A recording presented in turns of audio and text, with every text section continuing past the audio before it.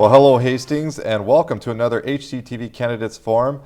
Tonight, we'll hear from the candidates running for Dakota County Commissioner for District 1, and that district includes, of course, Hastings. Running to represent you are, on my left here, current Commissioner Mike Slavic, and his challenger on my right, Mr. Mark Henry.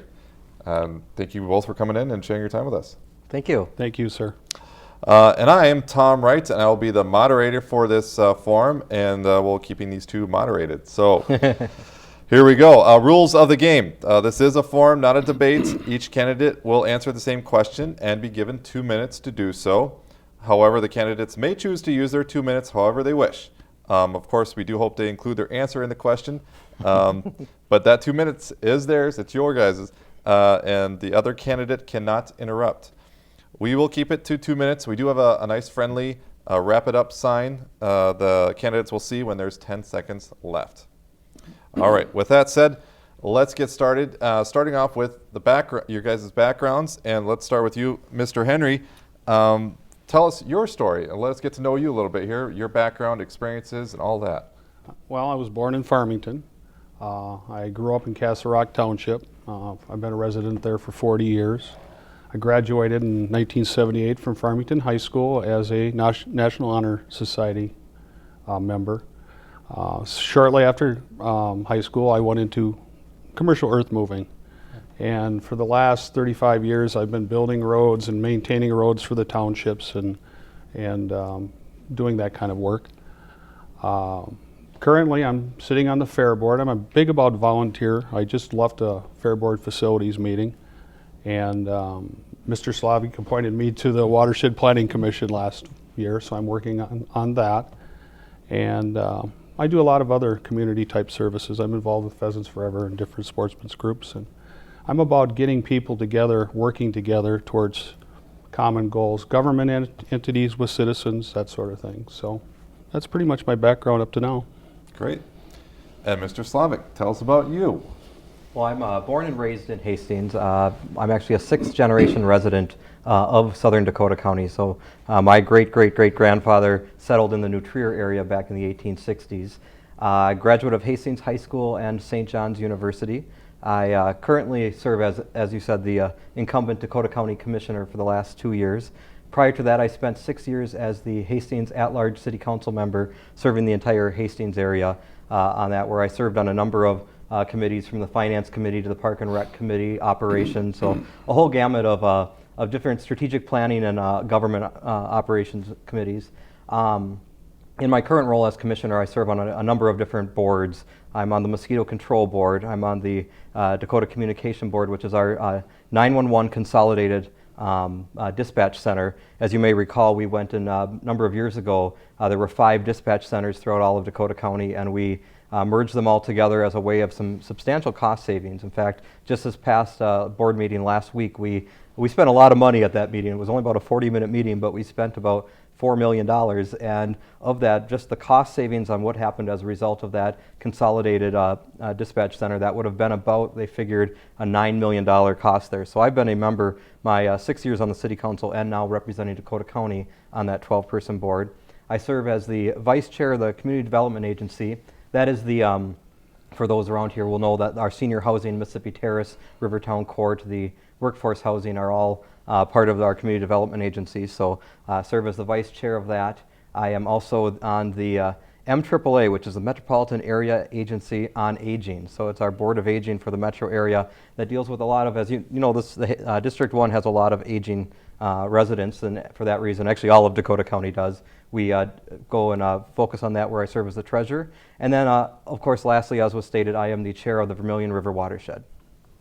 Great. And let's stay with you, Mr. Slavic, on the next question. Why are you running for re-election? Well, you know, in the past 2 years, I think that as a commissioner, there's a lot of things that actually happened that were very successful.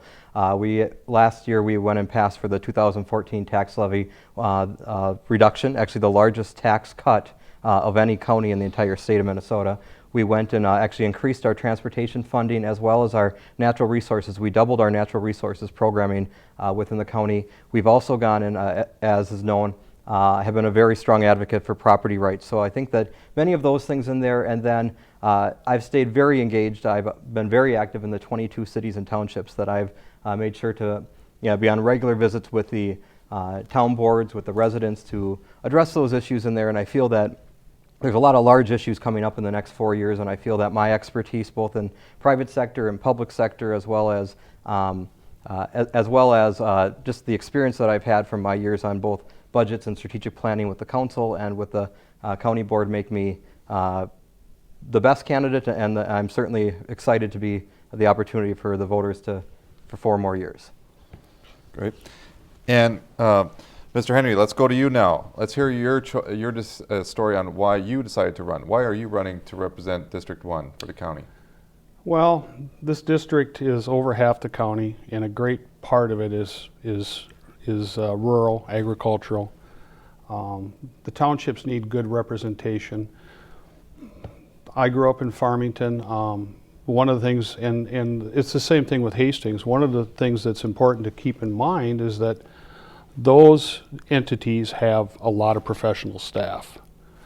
And as much as they need good representation, the rural areas need better representation. They need to be able to rely on county staff. I've been working with the County Highway Department over the years and with environmental, and it's amazing to me how much, they don't have the professional staff. The people that are running these townships they're just common people that maybe don't have a lot of experience. And as important as it is for these cities to be represented, these little cities like New Trier and Vermillion and the townships need to be well represented. And I got to be honest, Mr. Slavic, I don't see you at a lot of town board meetings, even though I attend 2 a month. So I just feel that we need to make sure that those townships are being better represented, along with the entire urban area, or the rural area, excuse me. And we'll stay with you on the next question. How would you describe your leadership style? What kind of leader are you? I'm the kind of leader that gets things done. I don't necessarily need to be in the forefront, but I make sure that things get accomplished. I make sure that people work together. I understand when I need to compromise, but we make sure that we are working together and we move forward. And I'm not a person who takes people to task necessarily. I encourage, I partner, and I make sure that people understand where we're going, that they have good objectives and goals, and that we're going in the right place. So my leadership skills are based on good compromise and good working together. And we'll turn to you, Mr. Slavic, on that question. How would you describe your leadership style? What kind of leader are you?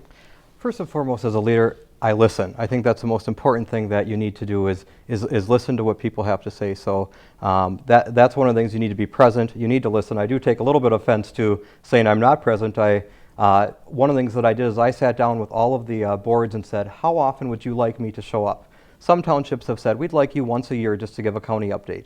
Others have said, we'd like you every quarter, and just to come and listen and give a county update on there. Other townships I have been on a very regular basis. So I have quite a lot of support from township officers. So I think that that's one of the things, is to be able to be present, to listen, and to really find solution. I think that my time on the Hastings City Council, when I was out door knocking in town here, there's a number of people who said, you know what, we had a problem, and you went and said, you know what, you didn't exactly get what we wanted to, but we tried to find ways to make things happen. So I think that that's a leadership style. You need to be active, you need to be engaged, and you need to listen. All right, and let's stay with you this next one. A two-part question, really. Where do you feel the county government is doing well, excelling? And on the flip side, where do you think Dakota County can improve the most? I would say, budget-wise, Dakota County is one of the top. What they've been able to do, as we all remember, those tough decisions back in 2007, 2008, when we were struggling, and unallotment happened with our county program aid and with our local government aid. I remember when I was on the city council, we went and had 11 days left, and we were told that we were no longer going to be getting $800,000 from the state of Minnesota. Dakota County had that same problem, and And they reacted by really some good fiscal management. So I think that that's one of the things that they were able to do, so much to the point that as a result of that, we were able to go in and pay down over $36 million in debt ahead of schedule as a result of that. We're the third lowest per capita taxed county in the entire state. Where I think that, and you're starting to see some improvement on this, but where we've been lacking a little bit has been in our transportation funding. There's so many things that go within transportation funding, from components in MnDOT, and because you're part of the metro area, you only have so many dollars that you get, and there's constant battles with the Met Council with that. But we've doubled our capital improvement plan money for roads and bridges in the next 5 years, effective last year, and that's because we have gravel roads that they were told years ago they were going to go and get paved. They have not been paved. We have bridges that farm equipment, as it gets larger, are not able to go and cross. And those next year, we have a number of those bridges that are going to be updated. They're obsolete, that had a big impact on the commerce and the agriculture within our communities. So I think that that's where we're really in a point where we have a lot of transportation needs in District 1. There's some things both in the suburban areas and the rural areas, but we also, in all of Dakota County, it's a growing county, it's an aging county, that infrastructure is also getting older. So I would say that where we need to do an even better job is even stronger investment in our infrastructure. All right. Coming back to you, Mr. Henry. Same question to you, the two-part question. Where do you feel the county government is excelling? And on the flip side, where do you think county government could need the most improvement? We have, across the board, I know a lot of employees for the county, personal friends, and supervisors. And across the board, we have the best fleet, if you will, whether you're talking road graders, snow removal trucks, sheriff's department. They all told me that we have the very best equipment possible. And I agree with Mike, we're doing a good job on upgrading the rural roads. I looked at the CIP projects for the next couple of years. There's 2 or 3 projects in Castle Rock Township, Eureka, upgrades on 86, upgrade of east-west corridor 78. I was part of getting that negotiation done when Mr. Harris was still commissioner. So, overall, our highway department is doing very well with the amount of money that they have. We have some concerns with employees. I've been hearing from a lot of employees and their supervisors that we maybe don't have the right wage scale. We're not retaining employees the best we can. I had this discussion with the Goodhue County Sheriff, and I believe what the problem is that last weekend we had a forum down at Cannon Falls. And it appears that we need to maybe look at what he called a 95 percentile, which means that we need to start paying employees within 95% of the highest paid jurisdictions in your area. And what that means is sheriff's department, highway workers, everything I'm getting is that we're losing a lot of these people. They stay for a year or 2 for training and then they move on, and it costs a lot of money to train these people. If it was coming from 1 or 2 employees, I would say nothing, but I'm hearing it across the board. And I'm thankful that they trust me enough to talk to me about this. So I think that's one thing we need to explore is where we're at with that. I'm not advocating wage increases, but we need to make sure we're keeping good people in that good fleet. All right. And we'll stay with you on this next question. If you had to narrow it down to the very top, yes, pressure's on. If you had to narrow it down to the top issue for Dakota County, what would you say that issue is? And how do you feel it should be addressed? I'm hearing a lot of, I'm all about roads, and I believe that roads in the long term, if we don't have the best transportation department, we can't provide any other services. If our roads aren't the best, if they're not plowed, if they're not maintained well, then society slows. Commerce slows. People can't get to the doctor. Emergency vehicles, it all ties together. And I think we got to keep looking at that. I'm hearing a lot of emphasis on parks and trails. Believe me, I'm all about conservation. You can't imagine how much I am. But I have concerns about some of the things, and currently the staff we have in place, I believe that they can take us forward in establishing parks and trails, but I have concerns in the future about maintaining them because we don't have the cash flow with parks and trails the way we do with roads. Roads have basically user fees, gas tax, license, etc. Parks, it's very marginal. And I'm all about parks and the outdoors with my sportsman's background and what I've done in the outdoors.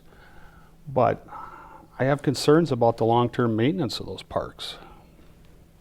Okay. All right, and let's go to you, Mr. Slavic. What do you believe is the top issue for Dakota County, and how do you feel it should be addressed? I think our top issue is it's a large, broad issue, and I addressed it slightly earlier in that we have an aging society that has a demand on more services, and we also have aging infrastructure. Those are two things that cost a lot of money. Those are very much, so as our society gets older and your assets go out there, as most people are aware, community services is our largest budget within Dakota County. It's a roughly $300+ million budget. Half of that comes from community services. One of the largest drivers of that is providing nursing home care for individuals who, once all of their assets are gone, the county is on the hook for paying for that. Most of that is covered from state and federal money, but not all of that. So property tax dollars are paying for that. There's also more of a drive for facilities that are more handicapped accessible and more one-level aspects in there. So that goes in and drives a lot of your costs for services for staff, for employees, for what people are expecting in a aging society, and as well as as we've talked before, the roads get older, the facilities get older, and you got to take care of them and make sure you're doing what you can on there. And I think at the same time we have the challenges that we are growing.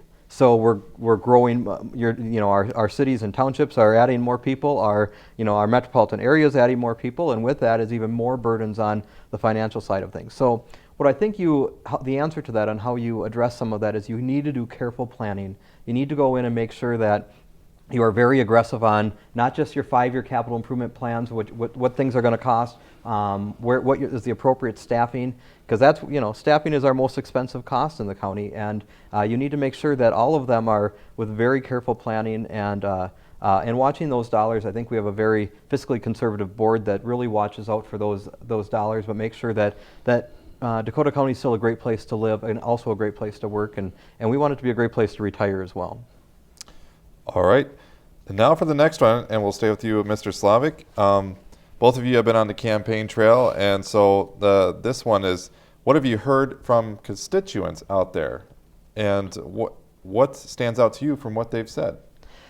Well, it depends on a little bit where you are in the district, I think, for that. When I'm over on this side of the district, the number one question that I get asked, and it's almost, I can almost guarantee you that it happens every day that I'm on this side of the district, is regarded to the eminent domain case and the acquisition of parkland for a bike trail, and that, as you're well aware, I was the one no vote on that. I felt that that was not appropriate. I tried to work with the property owners, and things did not exactly work out. I'm only one of 7 votes, but I would say that's probably the one issue that when you're over here, people are talking about.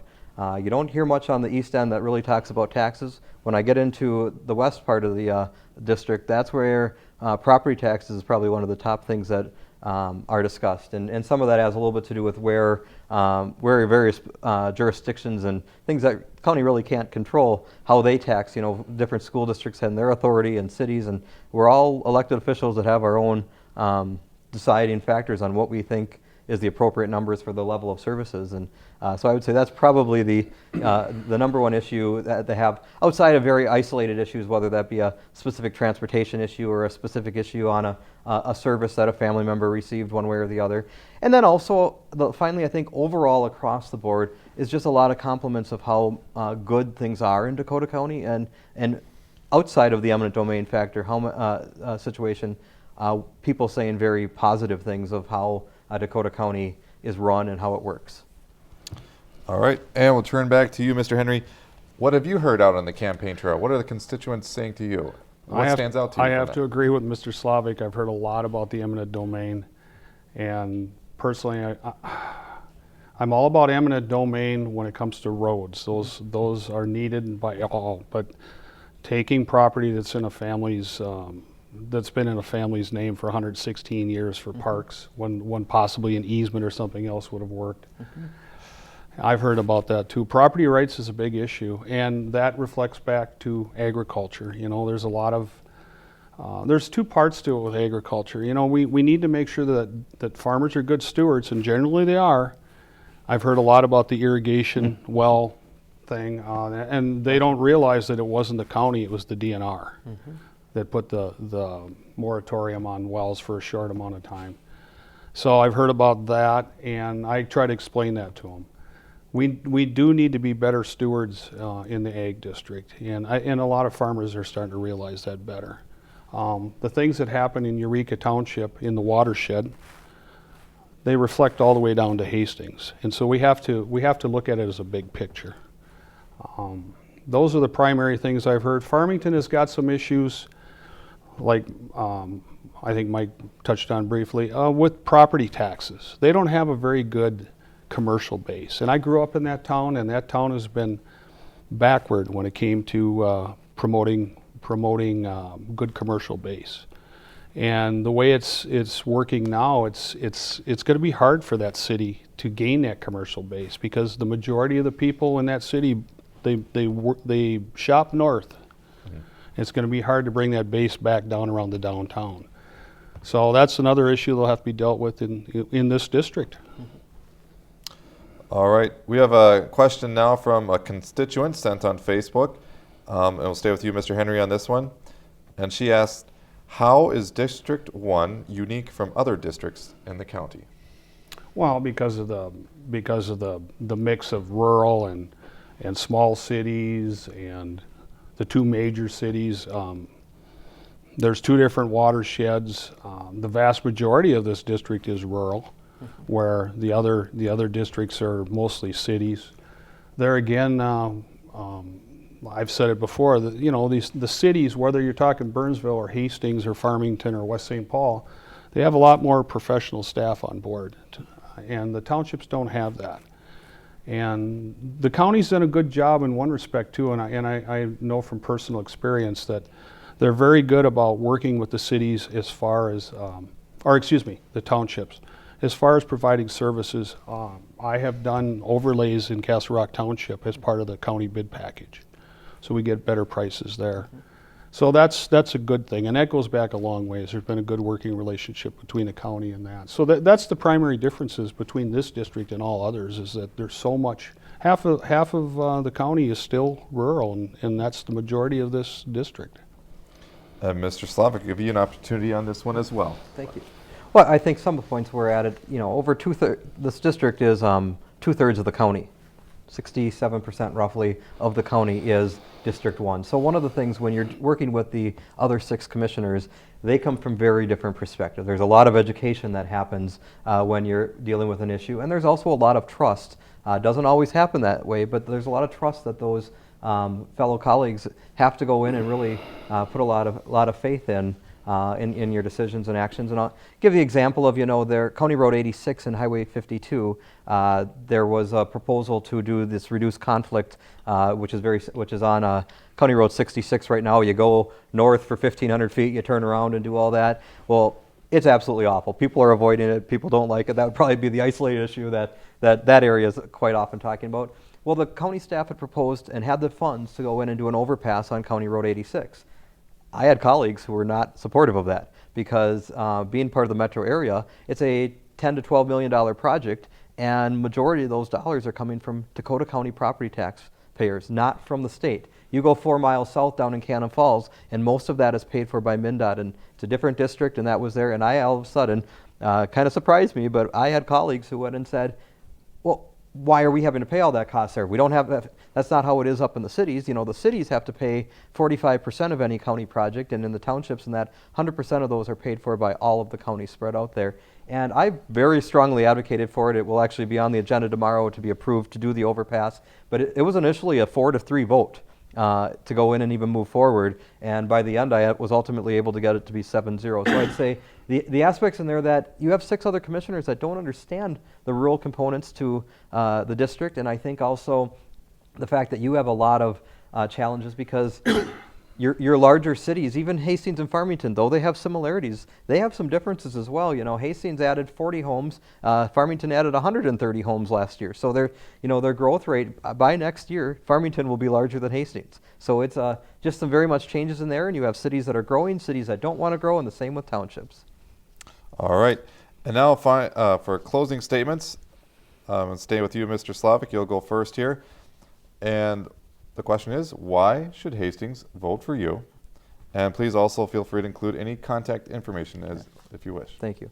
Well, it's been my pleasure and my honor to go and serve the residents of Hastings and for the past 8 years, and for the residents of all of District 1 for the past 2 years. I've worked hard. I've been honest. I really feel that my decisions have been common sense and integrity throughout all the actions I've made. I have a record that I must stand by, and that the residents of Hastings and the residents of all of District 1 can look up. They can see how I voted, and I stand by that. I feel that I have the support of overall the district. I have support of mayors, council members, township chairs, planning commission chairs throughout the entire district. So across the gamut, I do have support. I would love the opportunity to go and serve another 4 years on the Dakota County Board and serving all of District 1. I should note, because I did leave this out in my very beginning, that I'm also married to my lovely bride, Maria, so that should go. That didn't make the first part of my intro. So we've been out actively, door knocking, parades. It's been a long campaign, and I'm looking forward to being able to relax after the election. And would really ask for your vote and your support on Election Day. If you want further information, you can contact me on my website, slavic2014.com. You can certainly email me at mikeslavic@comcast.net, or certainly give me a call at my home, 651-437-4637. Thank you very much. Thank you. And now your turn, Mr. Henry. Why should Hastings vote for you? Well, first I wanted to thank you, Tom, and Mr. Slavic. Thank you. I guess the reason you should vote for me is because I'm approachable. I get things done. I'm all about making sure that people work together. Like I've said, I've put together many partnerships between state, county, city, township. It would take a day to go through all of it. I'm all about making sure that people's rights are protected. This last year, Great River Energy came through our township, and I made sure that our township was taken care of. I'll be honest with you, I wasn't as impressed with the way the county dealt with it. So I guess the bottom line is that if you want somebody who's going to take care of issues, deal with things financially conservative, and make the right choices, vote for me. If you want to contact me, my website's www.votemarkhenry.org. My email is henrysexcavating@frontier.com. I use my business email. And my cell phone number is 651-815-1813. Since I'm never home, that's the best number to reach me at. There you go. Well, I want to thank you both for coming in and spending the time doing this. And I appreciate you both playing nice, too. I think we did fairly well with the 2 minutes. Yeah, thank you. We do have other forums to watch, by the way. There is the state representative race, as well as the Hastings City Council race for the 2 at-large seats. So you want to catch those as well. And you can find the schedule for those, as well as this program here, if you didn't catch all of it, on our website at hastingstv.org. Thank you for joining us. We'll see you next time.